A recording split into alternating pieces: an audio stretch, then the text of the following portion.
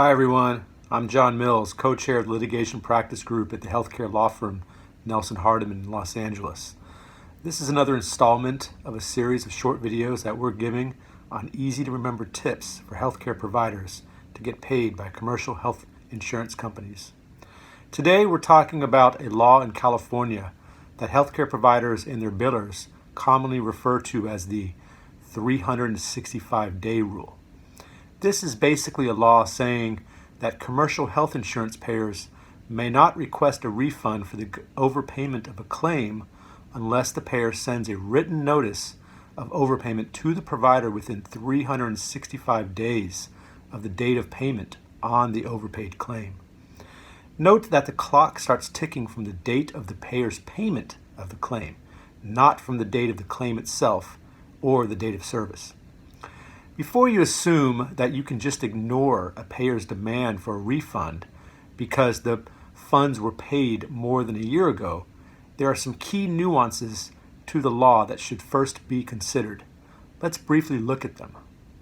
First, it's important to understand that the 365-day limit does not apply if the overpayment was caused in whole or in part by the provider's fraud or misrepresentation.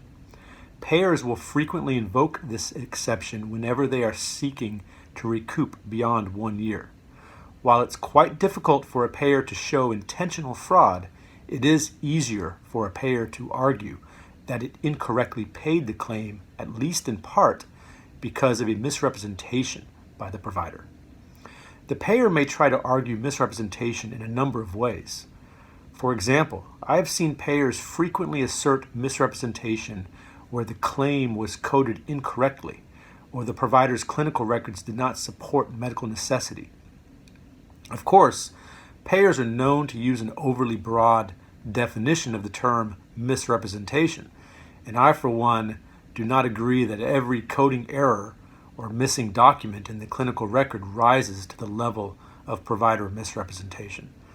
Nonetheless, you need to first determine whether the overpayment resulted entirely from error on the payer's end or whether the payer can plausibly assert that the provider's claim included false information that resulted in the payment.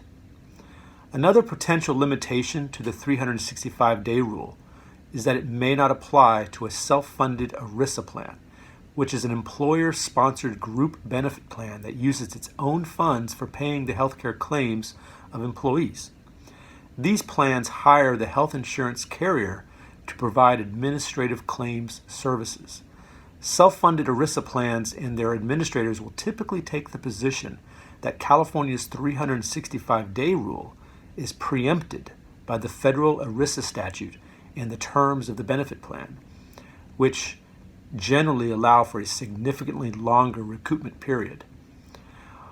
While this is an interesting and complicated issue that ultimately needs to be resolved by a court, for now just keep in mind that even if the alleged overpayment is more than a year old, and even if it was solely payer error that resulted in the overpayment, it would be risky to ignore an overpayment demand from a self-funded ERISA plan.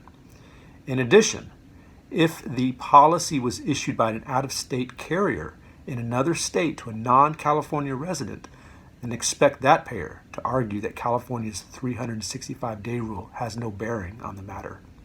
So, in summary, the 365-day rule is a great shield that providers have to deflect payer recoupment demands. But remember, it has limitations, so don't simply ignore a payer's recoupment demand on the assumption that it's untimely. There are several layers of the onion that you'll need to peel back first. That's it for now. We hope you found this helpful.